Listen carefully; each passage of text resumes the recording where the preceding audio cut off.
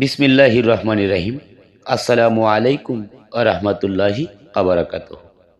প্রিয় দর্শক শ্রোতা, আজ আমি আপনাদেরকে এমন এক সত্য বলতে যাচ্ছি যা আপনি কখনো স্কুলে পড়েননি, মসজিদের খুতবায়ও শোনেননি, এমনকি আলেমদের মুখেও প্রকাশ্য বলে নাই। মানুষ শুধু মাটি দিয়ে তৈরি নয়, মানুষ তৈরি 40 হরফে। আপনার চোখ, হৃদয়, শ্বাস, চিন্তা সব কিছুর ভেতরেই লুকিয়ে আছে কোরআনের হরফ ও নূরের রহস্য। আজকের আলোচনায় যদি আপনি শেষ পর্যন্ত শোনেন, তাহলে আপনি বুঝবেন আপনি আসলে কে, কোরআন কি, আর আল্লাহ আপনাকে কেন সৃষ্টি করেছেন। অনুগ্রহ করে ভিডিওটি শেষ পর্যন্ত দেখবেন, কারণ শেষ অংশে আছে এমন এক আহ্বান যা আপনার জীবন বদলে দিতে পারে। এবার আসি হরফ কি। মানুষ, সাধারণ মানুষ ভাবে হরফ মানে শুধু আলিফ বা তা সা, কিন্তু সুফিদের কাছে হরফ মানে সৃষ্টির মূল সূত্র। আল্লাহ তাআলা প্রথমে সৃষ্টি করেন নূর, নূর থেকে সৃষ্টি হয় হরফ, হরফ থেকে সৃষ্টি হয় কালাম, কালাম থেকে সৃষ্টি হয় মানুষ। হযরত আলী রাদিয়াল্লাহু তাআলা আনহু বলেন, আমি কোরআনের নোক্তা, আর নোক্তা থেকেই সব হরফ। অর্থাৎ মানুষ নিজেই জীবন্ত কোরআন, বা মানুষ নিজেই কোরআনের জীবন্ত রূপ। এবার আসি 40 হরফ কি কি, এর মূল ভিত্তি কি। সুফি হাকিকতে বলা হয় মানুষ সৃষ্টি হয়েছে 28টি জাহিরি হরফ, আরবি হরফ, আর 12টি নুরানি হরফ, মোট 40 হরফ। 28টি আরবি হরফ জাহিরি: আলিফ বা তা সা জিম হা খ দাল জাল র ঝ সিন শিন সোয়াদ দোয়াত ত জ আইন গাইন ফা কফ কাফ লাম মিম নুন হা ওয়া ইয়া। এই 28টি হরফ, এই হরফগুলো দিয়ে কোরআন নাজিল। এই হরফের মানব দেহের বাহিক কাঠামো। এবার আসি 12টি নুরানি হরফ, যা বাতুনি বা গোপন। তাহলে ওখানে 28, এবার 29 থেকে হিসাব করি।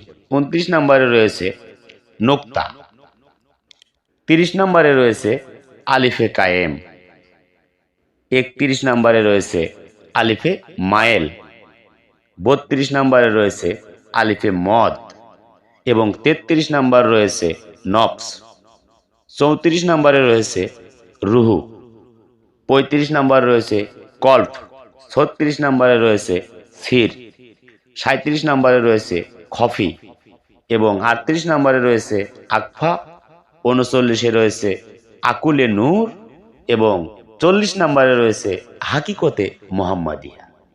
এগুলো লেখা যায় না, এগুলো জিকির ও বায়াতে জাগৃত হয়। এগুলো জিকির করতে হবে এবং বায়াতও গ্রহণ করতে হবে, তাছাড়া কিন্তু জাগৃত হবে না, আমি পরিষ্কারভাবে বলছি। এবার আসি মানব দেহে হরফের অবস্থান। এই হরফগুলো মানব দেহে কোথায় অবস্থান করছে, এগুলো বিষয়ে একটু জানার দরকার। প্রিয় দর্শক, মানব দেহ কোনো দুর্ঘটনাবশত সৃষ্টি হয়নি। আমি আবারও বলছি, মানব দেহ কোনো দুর্ঘটনায় সৃষ্টি হয়নি। প্রতিটি হরফে একটি মাকাম আছে, প্রতিটি হরফে কিন্তু একটি করে মাকাম আছে। যেমন আলিফ, মেরুদণ্ড, সোজা থাকার শিক্ষা, সোজা হলে আলিফ,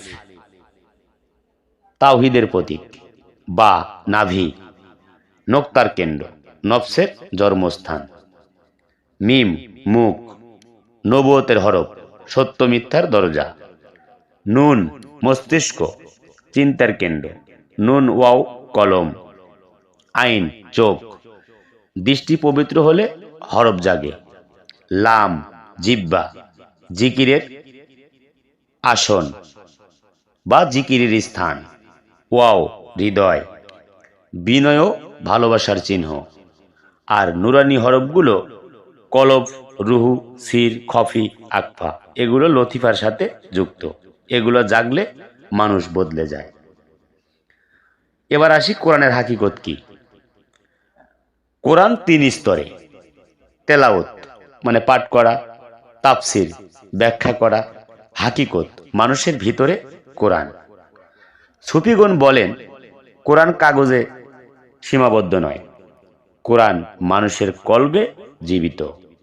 যে ব্যক্তি নিজের নফস শুদ্ধ করে সে নিজেই এক পবিত্র আয়াত বা পবিত্র কোরআন হয়ে যায়। অনেকে বলে আমি একাই ইবাদত করব, বায়াত নেয়ার প্রয়োজন নাই। কিন্তু প্রশ্ন হলো, আপনি কি নিজে নিজেই জন্মগ্রহণ করেছেন? করেননি। যেমন দেহের জন্য বা জন্মগ্রহণের জন্য বাবা মা লাগে, তেমনি রুহের জন্য লাগে মুর্শিদ। বায়াত মানে অহংকার ভাঙা, নফস দমন করা, নূর জাগৃত করা। বিনা বায়াতে হরফ থাকে কিন্তু নূর থাকে না। প্রিয় দর্শক, আপনি যদি এতক্ষণ এই আলোচনা শুনে থাকেন তাহলে বুঝে নিন আল্লাহ আপনাকে ডাকছেন। আপনি চাইলে চিশতিয়া তরিকার সুন্নাহ ভিত্তিক তাসাউফ নিজেকে গড়ে তুলতে পারেন।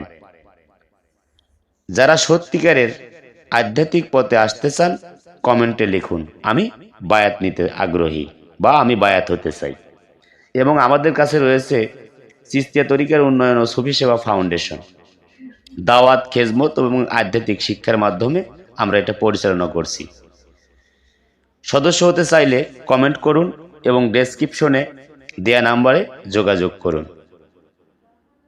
ভিডিওটি উপকারী মনে হলে লাইক দিন, শেয়ার করুন এবং আমাদের চ্যানেলটি সাবস্ক্রাইব করুন। আল্লাহ আমাদের সবাইকে 40 হরফের নূর বুঝে নেয়ার তৌফিক দান করুন, আমিন। সবাই সুস্থ থাকবেন, ভালো থাকবেন। হয়তো আবারও নতুন কোনো ভিডিও নিয়ে আপনাদের মাঝে হাজির হব। এ পর্যন্ত সবাই ভালো থাকবেন, সুস্থ থাকবেন। খোদা হাফেজ। জয় গুরু, জয় হোক পাক পাঞ্জাতন, আহলে বায়াত ও বিশ্ব মানবতার।